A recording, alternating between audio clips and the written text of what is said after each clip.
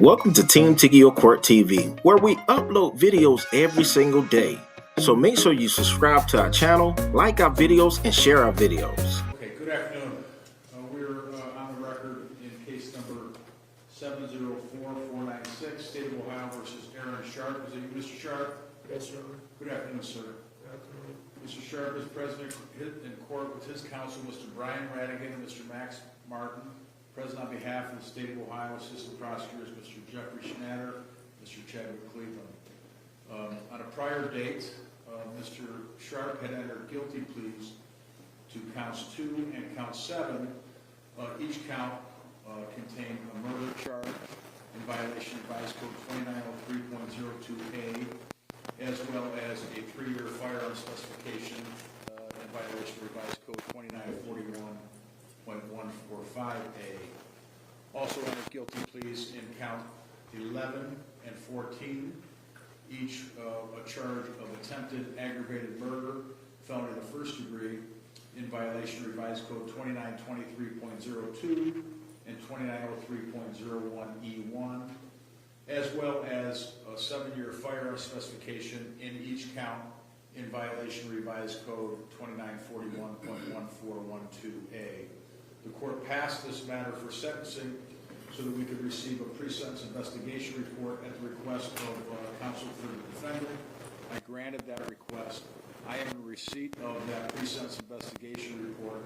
I've had an opportunity to review that report. I've supplied a copy of that report to counsel for the State of Ohio as well as counsel for Mr. Sharp. Have the parties had an opportunity to review the report, and are there any additions, deletions, or corrections to that report? And I'll start with the State of Ohio. I have, and we both had a review, Your Honor, and I did not notice any issues that needed to be addressed in the report. It was accurate. Okay, thank you. And Mr. Martin? Likewise, Your Honor, Mr. Reddy and myself have had an opportunity to no significant amendments to offer. Thank you. Okay, thank you. Is there any reason we should not proceed to sentencing at this time on behalf of the state? No, Your Honor. On behalf of the defendant? No. Okay, thank you. All right, Mr. Sharp, I want you to understand, there are statutory requirements, first of all, pursuant to counts 2 and 7. The statute tells the court what the sentence must be. But I must and have formulated my decision based upon the overriding principles and purposes of felony sentencing, namely to protect the public from future crime by you or others, and to punish you using the minimum sanctions the court determines accomplishes those purposes without imposing an unnecessary burden on state or local government resources. To achieve these purposes, I must consider the need for incapacitation, deterrence, rehabilitation, and for providing for restitution. I must and have considered the seriousness and recidivism factors relevant to the offenses and you pursuant to Revised Code 2929.12. I must and have ensured that the sentence being imposed does not demean the seriousness of the crimes, the impact it's had on the community, and is consistent with other similar offenses committed by like offenders. Finally, this sentence is not based upon any impermissible purpose, namely the race, ethnic background, gender, or religion of Mr. Sharp. So those are the things that the court needs to consider, Mr. Sharp. The procedure that's going to happen here today is I'm first going to hear from the State of Ohio. We'll hear from any victims. I'll then hear from your counsel in mitigation, and then you'll have the opportunity to speak. You could say as much or as little as you'd like to say here today. So you understand the procedures? Yes, Your Honor. Okay, thank you. On behalf of the State of Ohio? Thank you, Your Honor. And with the court's permission, I do have at least one, potentially two family members that would like an opportunity to address the court. First would be Marissa Roscoe, who is the mom of one of our victims and daughter of the other, and she's the mother of the defendant. Let me step forward, ma'am.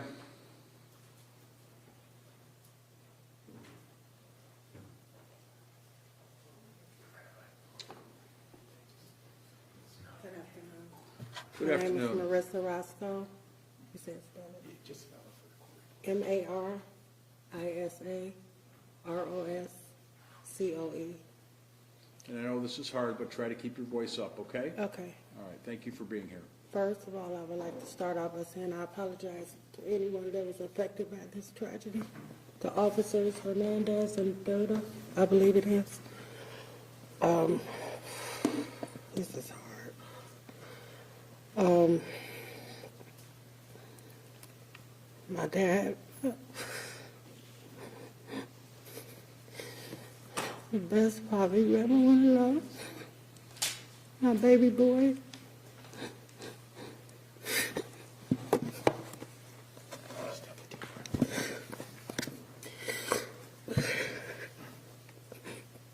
I'm sorry.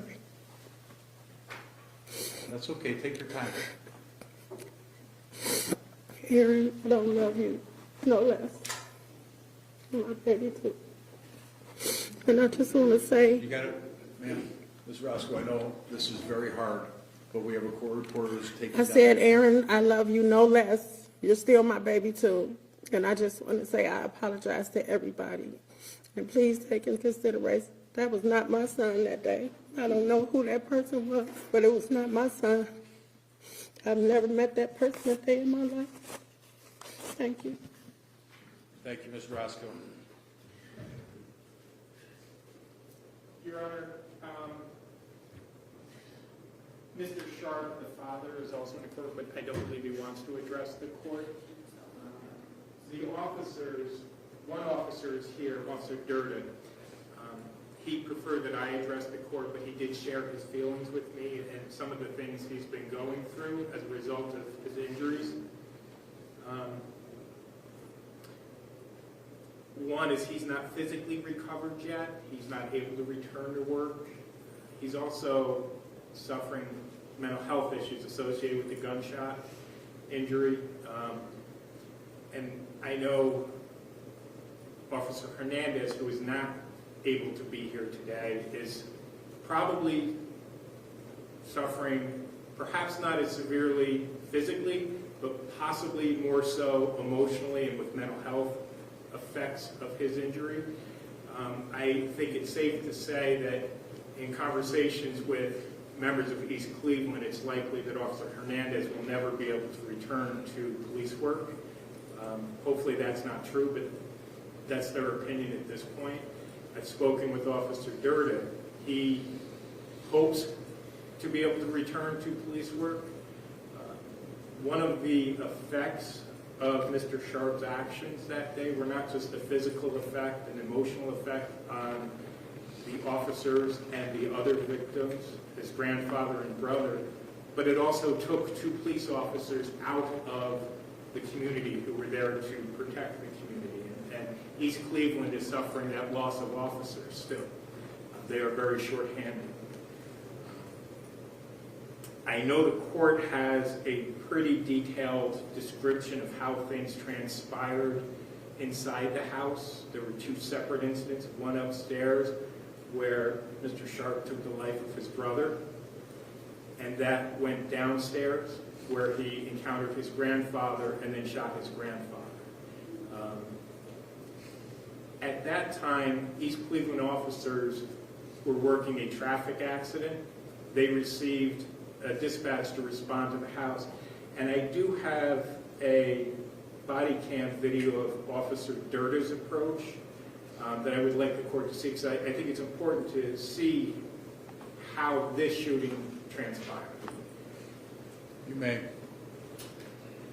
And it's connected to that table? Yes, Your Honor.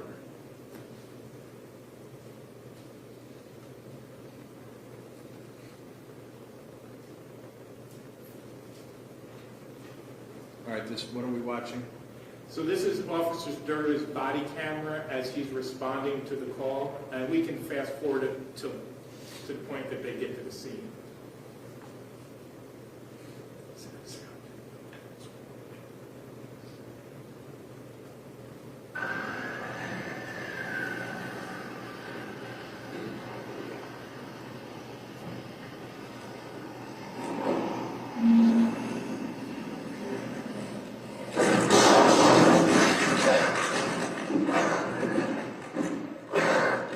Shots fired, I'm hit. I'm hit.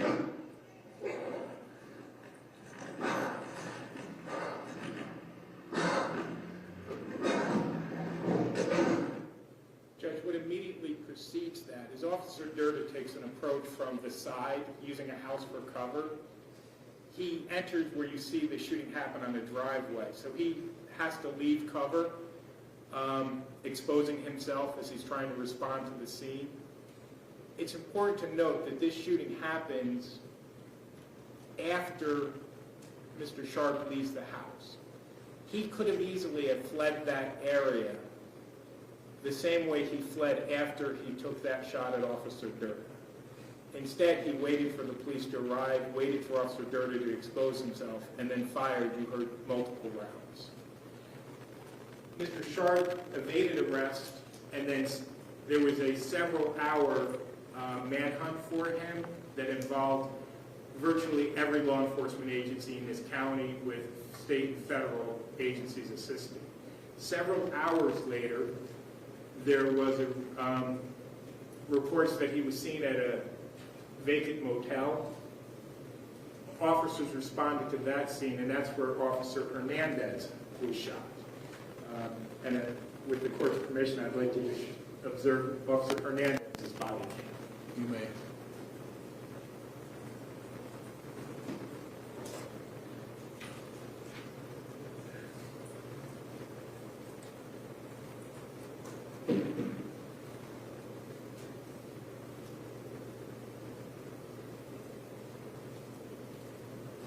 Recording.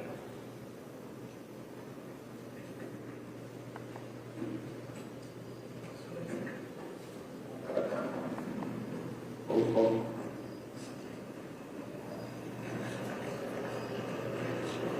Cover up anyway.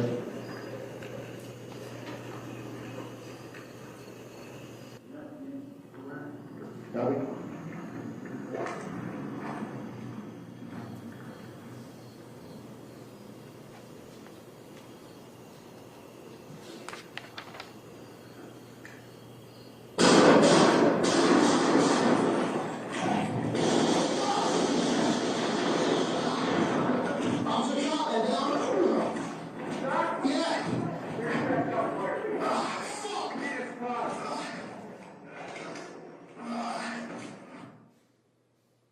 Judge, as you can see from Officer Hernandez's perspective, it's evident that nobody who was searching the back of that hotel saw Mr. Sharp. I mean, they're still just searching with lights when the gunshots rang out. Now, some of those gunshots you heard were one officer returning fire, but the first series were all shots fired by Mr. Sharp directed at the police officers. Both of those shootings could have been avoided. There was no confrontation between police officer and Mr. Sharp. And I don't mean to focus solely on the police officers. What happened to Mr. Charles Roscoe and Eric Sharp, too, was just as tragic. They were unarmed in their own home, surrounded, well, by someone they considered family when they lost their life. I think it's important for the court to look at how these crimes transpired. Eric Sharp was isolated from his grandfather's shooting. He was upstairs at a different time. Then things went downstairs. I'm sure Eric Sharp could have just left. No one was going to tackle him, but he then took his grandfather's life. Officer Durda was separated in time and space. No threat from Officer Durda. He was essentially ambushed. The same for Officer Hernandez. Those, I think, are all facts that this court needs to look at when it imposes the appropriate sentence for each of those officers in terms of the range that's available. And I think it's important to look at that, too, when the court makes a determination whether the statutory findings are appropriate to impose consecutive sentences. And I'm going to leave that to the court's consideration. I think certainly the harm caused is great. But we were able to negotiate a plea where the sentencing is going to be up to this court. but I wanted the court to have a good frame of reference for how things transpired would have made that decision and applied to the factors set forth in the revised code. Thank you, Your Honor. I appreciate you taking the time to hear from the family and to view the videos. Thank you, Mr. Schnatter. Mr. Martin? Thank you very much, Your Honor. Your Honor, I'm going to say a few things on behalf of Aaron, and Mr. Sharp, you can sit down. Thank you, Judge. Relax. I know that Aaron wishes to address me as well. He and I have spent some time, he and I and Mr. Radigan have spent some time talking about what he might say on this day. This is a day that he's been envisioning, not looking forward to necessarily, but understanding that this day would come for a very long time. August 8th of 2025 is the worst day in a lot of people's lives. A lot of those people are here in court today. And before I get to Aaron and turn my attention to him, I want to commend certainly the family that's here. Thank Ms. Roscoe for the grace that she's shown here today in court. How can you imagine being in her position? One son murdered, the other accountable for that murder, her father killed. Probably the worst day of her life. The individuals, the law enforcement officers, not just the East Cleveland officers who are gathered here today, but the others that risked their lives in the response. None of what I'm going to say is meant to minimize what they've been through as well. I want to commend the East Cleveland Police Department officers who are present and those that are not for their efforts that day. And I want to thank the Tiggio County Prosecutor's Office for taking a measured view of this case. When you first encounter a case like this with these sort of facts, Judge, I think it's very easy to forget about the nuance, forget about what was going on in the lives of the people involved, including Aaron.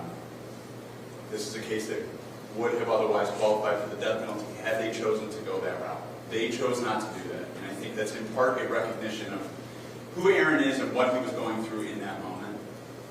And again, none of the mitigation material that I'm going to offer to you today is meant in any way to minimize the loss of life as well as the other harm caused, Judge. It is about as tragic of a case as I can imagine because of the familial relationships involved as well as what we just saw here on the body camera footage. But what I can tell you with some level of certainty, Judge, is that Aaron did not wake up that morning and think, I'm going to harm someone or I'm going to end lives today. I don't think that sort of thought process took place even as it was happening. I'm not here to tell you that he is not liable, criminally liable for his conduct. He is. He was evaluated, as you know, Judge, by more than one mental health professional. Those people, I think, have a view that certainly mental illness was at play. And I'm going to tell you, Judge, I believe that untreated, undiagnosed mental illness was a large part of what took place that day. He was diagnosed possibly with unspecified schizophrenic spectrum disorder by our court psychiatric clinic. And I can just tell you candidly, and I believe Mr. Radigan would wholeheartedly agree with this, Aaron is a different person today than he was the day that we met him. The day that you saw him on being arraigned, acting in a way that I have never seen him act. And I think his mother said it more perfectly than I ever could, is that was not my son that day, is what she told you earlier, Judge. And I believe that she believes that because that is the truth. I don't think he was in his right mind when he did what he did. He is today receiving medical care and medication to include antipsychotic medication that has allowed his true self to emerge and rise to the surface. So that when Mr. Radigan and I talked to him, we've encountered a soft-spoken, humble, mild-mannered individual. Somebody who, if you didn't know what he had done on that day, you might think this is an individual who could never hurt a fly. That's my true takeaway from the time that we spent with him. So it's even more tragic because he is a person who's going to have to live with the consequences of his conduct, knowing that he would never, ever engage in conduct like that in his right mind, or if he had been properly treated for these underlying issues that just unfortunately, Judge, were not identified. I do think it's incumbent upon me to reiterate what you already know from your review of the pre-sentence investigation report, which is this is a 24-year-old individual with no prior criminal history. This is an individual that is only identified as a moderate risk of recidivism, which we don't see very frequently for people who are accused of and convicted of double homicides. The reason I think that he's only evaluated as a moderate risk of recidivism is because he does not present with a criminal attitude. He does not present with problems that are unsurmountable. He can address these things. He is going to serve an extremely lengthy sentence, Judge. Even a minimum sanction here is a life sentence with a possibility of parole many, many years down the road, more years than he's already lived in this life on this earth. My hope for him and my request from you, Judge, is that you impose a sentence that's that's consistent with the purposes and principles of felony sentencing according to Ohio Revised Code 292911A, which of course suggests that or mandates that the sanction imposed is the minimum required to promote rehabilitation, to protect the public, and to impose a level of punishment. The reason I'm asking for that, Judge, is so that in Aaron's life, in his endeavor to rehabilitate, which I believe will take seriously based on the things that he's told us, I think if a sentence is imposed that deprives him of some hope that he may, at some point in his life, walk out of jail, it would be easy to lose hope and lose any motivation to work on himself. It's going to take a lot of hard work for him to maintain the path that he has begun since August. And I think it's going to be easy to lose hope even if the minimum sentence is imposed. I don't think, the way the plea is structured, even a minimum or close to a minimum type of sentence is at all demeaning to what happened. I don't think, because it is such a significant, heavy sentence, that it will be something that is not commensurate. So, Judge, I think that this is among the most tragic cases I've ever seen. I think that every day for the rest of his life, Aaron Sharp will have to wake up, remember what he has done, remember what he has taken from those people that he loves the most, and he's going to have to live with that. That's a choice he made. I'm not excusing him. I truly don't believe he would ever engage in conduct like this again if the proper guardrails are put in place. Our prison system, we could debate all day whether or not it is effective at rehabilitating people, but that is going to be Aaron's goal going forward.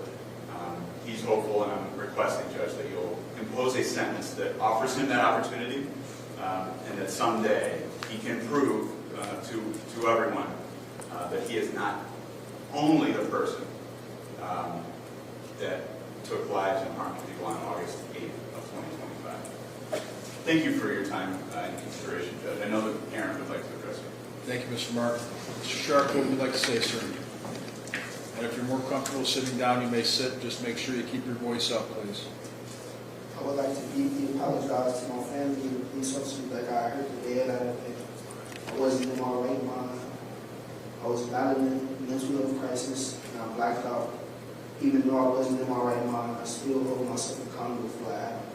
And I wish I could have got the help I needed sooner. I hope everyone can forgive me. Thank you, Mr. Sharp. You may be seated. Thank you, Your Honor.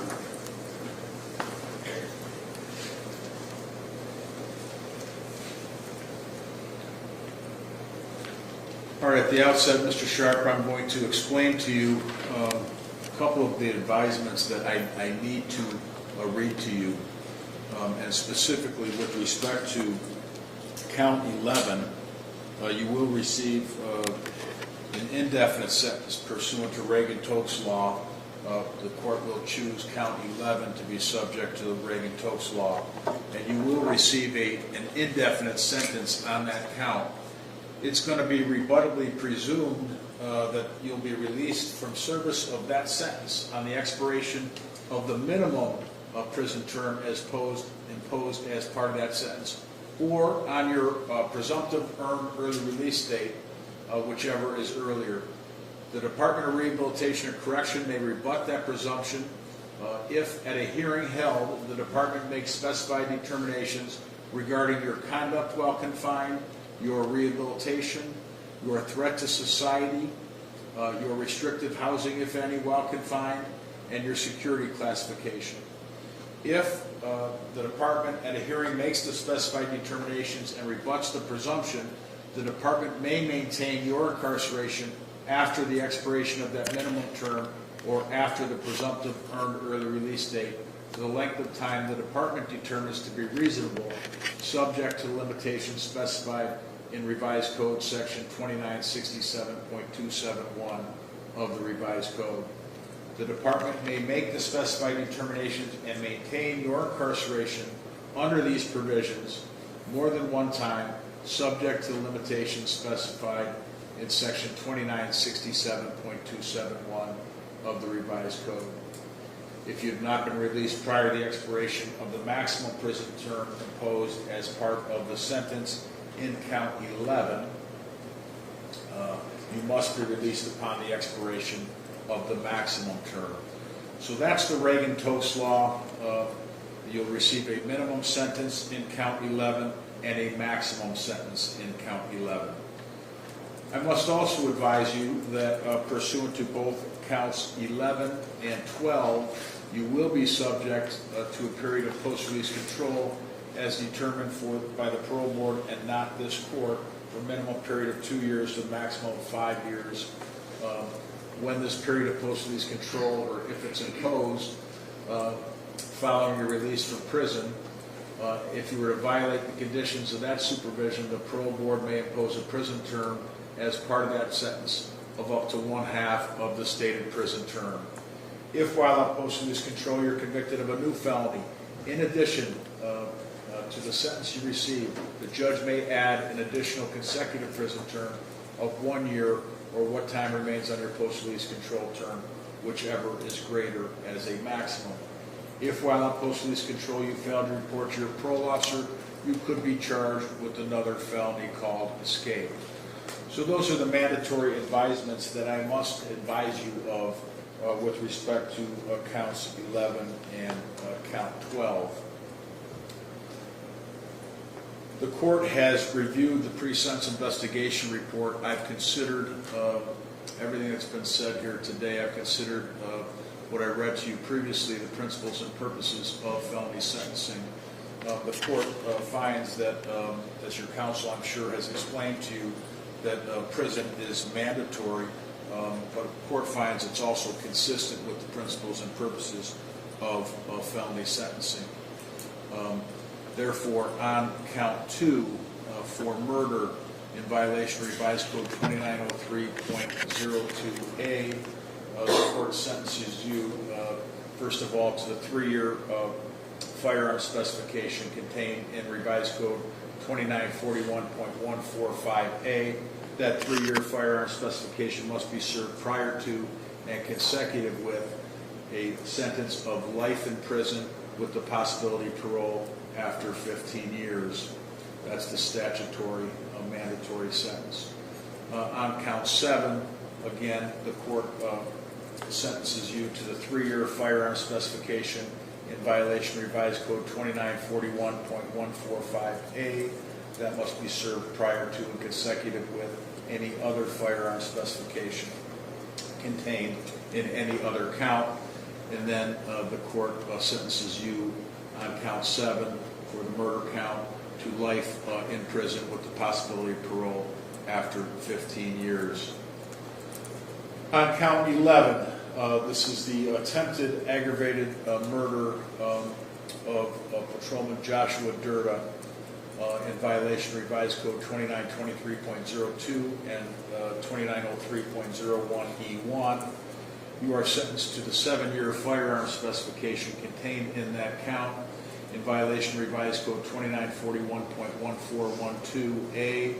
That 7-year firearm specification must be served prior to and consecutive with any other firearm specification contained in any other count, as well as consecutive with an indefinite sentence in Count 11 of 10 to 15 years. So that's the minimum period, as I explained to you, pursuant to Reagan-Tokes would be 10 years. The maximum pursuant to Reagan-Tokes would be 15 years. In count 14, attempted aggravated murder count involving Patrolman Hernandez in violation of Revised Code 2923.02 and 2903.01E1, again felony of the first degree. You are sentenced to the 7-year firearm specification in that count in violation of Revised Code 2941.1412A. That 7-year firearm specification, like the other firearm specifications, must be served consecutive with any other firearm specification in any other period of incarceration that you receive as a result of this sentence. You'll also be sentenced to a term on count 14 for the attempted aggravated murder of 10 years. The court imposes counts 2, 7, 11, and 14 consecutively. The court finds that consecutive service is necessary to protect the public from future crime and to punish the defendant.